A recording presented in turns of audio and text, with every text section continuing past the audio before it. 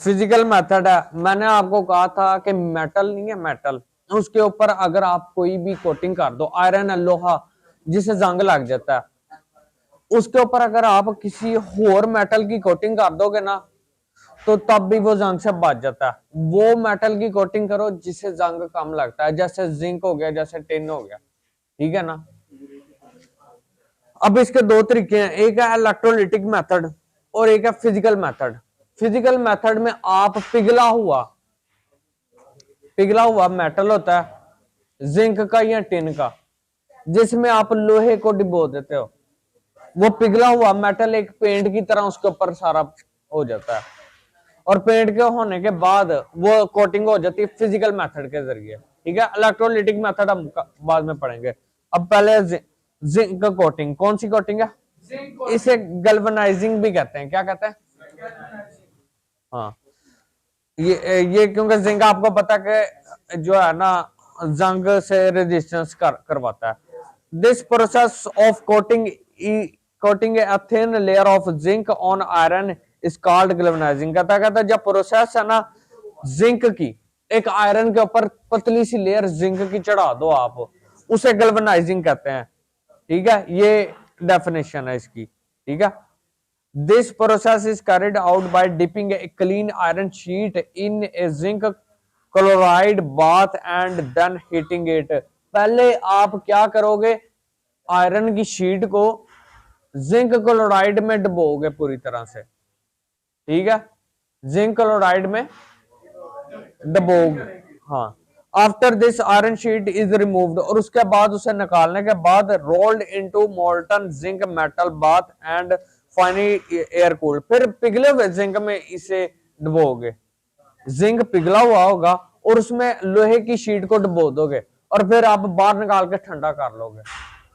अब उस पर जिंक चढ़ गया सही तरह, पहले आपने जिंक क्लोराइड आपने डिप किया, फिर उसे ठंडा किया, फिर उसे दोबारा पिघले हुए जिंक में करोगे और फिर ठंडा कर लोगे। जब जिंक क्लोराइड में डुबोगे ना नमक में, उसके बाद आप उसे निकाल के हीट करते हो, क्या करते हो, हीट करते हो, और फिर आप उसे पिघला हुआ जिंक होता है जिसमें डुबोते हो और फिर बाहर निकाल के ठंडा कर लेते हो। And finally air cooled. हाँ,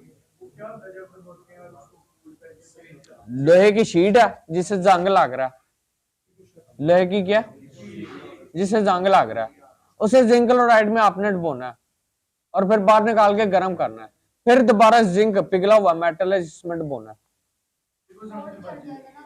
फिर उसे बाहर निकाल के ठंडा कर लो, उस पर कोटिंग चढ़ जाएगी जिंक की। Advantages of galvanizing is that zinc protect the iron against the corrosion even after coating surface is broken। अच्छा देखो, जिंक का वो कह रहा फायदा ये होता है जिंक की कोटिंग का कि जिंक को अगर ऊपर से कोटिंग टूट भी जाती है ना कहीं से, अगर उस पे जो पानी चढ़ा हुआ है जिंक का जो कोटिंग हुई है वो कहीं से टूट भी जाती है और लोहा एक्सपोज हो जाता है, तब भी उसे जंग नहीं लगता, तब भी उसे क्या नहीं लगता, लेकिन टिन कोटिंग में लग जाता है। लेकिन टिन क्या, टिन कोटिंग में पता है आपको, टिन कोटिंग पे अगर टिन के डब्बे हैं उसके ऊपर से कोटिंग उतार दो टिन की, तो जब बीच में लोहे का वो उसे जंग लग जाएगा। लेकिन जिंक की ऐसे कोटिंग चढ़ी होगी ना पतली सी लेयर और उससे उतार देते हो तो फिर लोहा एक्सपोज होने के बाद भी जंग नहीं लगता। ऐसा इसलिए होता है क्योंकि जिंक आयरन की निस्बत ज्यादा रिएक्टिव होता है ऑक्सीजन के साथ, वो अपने आप को ऑक्सीडाइज कर लेता है, अपने आप को जंग लगवा लेता है। साइडों पे वो जहां से टूटा था ना जिंक की कोटिंग, वो जिंक ज्यादा रिएक्टिव होता है लोहे की निस्बत, ये हमेशा याद रखना।